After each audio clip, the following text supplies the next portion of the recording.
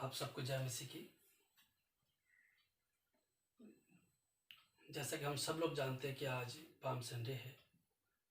हम लोग palm Sunday मना रहे हैं, पर लॉकडाउन की वजह से हम लोग चर्चेस में नहीं हैं, अपने घरों पे ही सब लोग वर्शिप कर रहे हैं।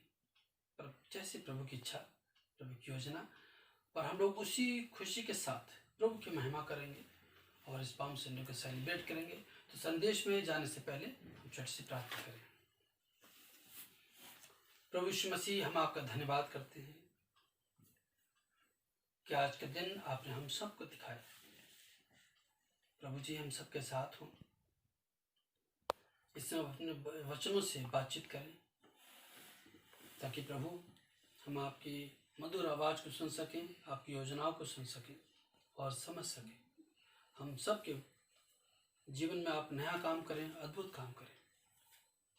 प्रभु यीशु मसीह के नाम से दुआ मांगते हैं, आमीन। आज का संदेश हमने मरकुस रचित सुसमाचार उसके 11 अध्याय 1 से लेके 10 पद तक वहाँ से लिया है। और जैसे कि हम जानते हैं कि आज खजूरों का त्यौहार है और प्रभु यीशु मसीह आज के दिन बड़ी भीड़ के साथ हैं और बड़ी भीड़ प्रभु यीशु मसीह को घेरे हुए है और सब लोग प्रभु यीशु मसीह की महिमा कर रहे हैं, उसको धन्यवाद दे रहे हैं, उसके लिए जय जयकार कर रहे हैं।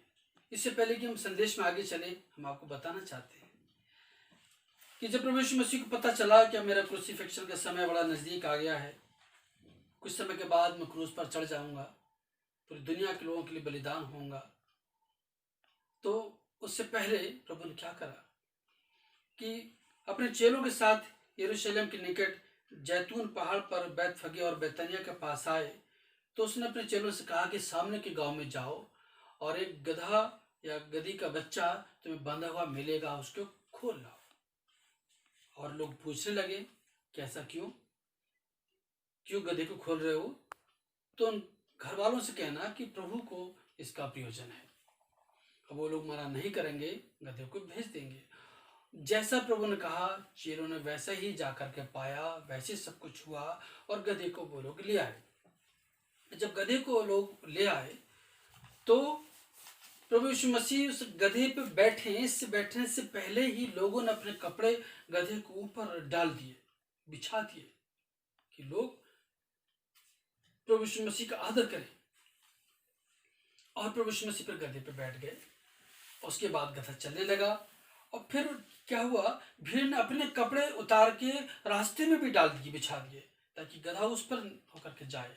गधे के ऊपर जो यीशु मसीह सवार है, जो राजाओं का राजा है, प्रभु का प्रभु है, वो उस पर सवार होकर के जाए।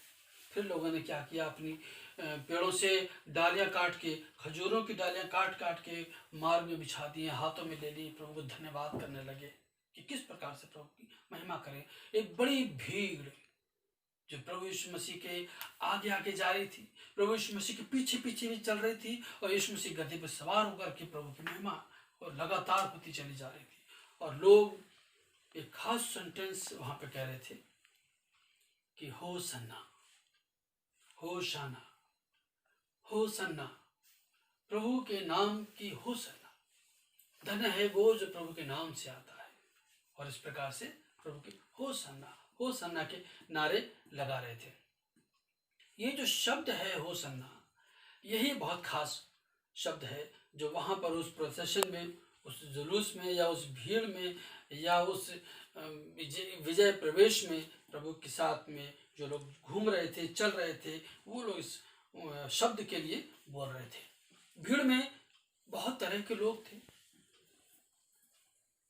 कुछ वो लोग थे जो प्रभु यीशु मसीह को सिर्फ देखना चाहते थे कि कौन है इतना महान शख्स जो ऐसे ऐसे आश्चर्य कर्म करता है।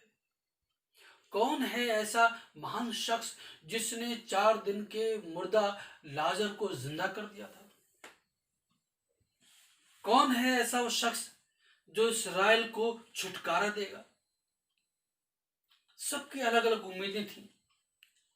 कुछ लोग ऐसे थे जो सोचते थे कि सच में यही प्रभु यीशु मसीह इसराइल के लिए छुटकारा देगा। ये हम लूका रचित सुसमाचार में उसके 24 अध्याय के 20 और 21 पद में पढ़ सकते हैं।